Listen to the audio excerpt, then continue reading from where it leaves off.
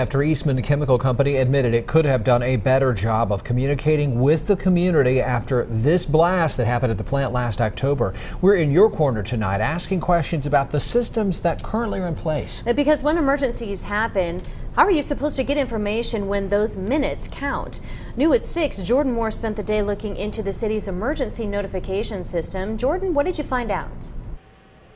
Well, Josh, Hara, if you live in Kingsport, I found out there's actually a good chance your landline is already connected to this alert notification system, but it's something that's not automatically connected to your cell phone. So Kingsport's 911 Executive Director, Lieutenant Steve Hammonds, walked us through the process of how you can sign up as they're urging people to sign up on their mobile device. I tested it this morning just for my own purpose to see how long it would take, and it took me about 3 minutes. Okay, so we're going to show you at home how easy it is to register. All you have to do is head to the Kingsport government website. Correct. Go to the City of Kingsport's website. It's at kingsport10.gov.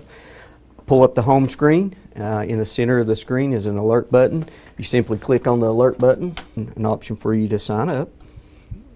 Click on that button. Below, you want to register the phone number. If it's a cell phone, you type in the cell phone number. In the end, it will send you an email to your email account, and you just confirm that you're registered, and that's all it takes. Now, according to Kingsport 911 officials, only 563 people are self-registered for this notification system, a number they want to see skyrocket over the next few days.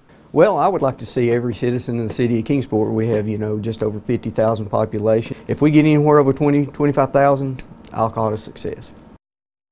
And more than 115,000 people, again, registered already with their landline. That's automatic, but 911 officials are encouraging you to sign up with your cell phone. Again, we'll be posting a link on how to sign up on our website, WJHL.com. Jordan, thanks.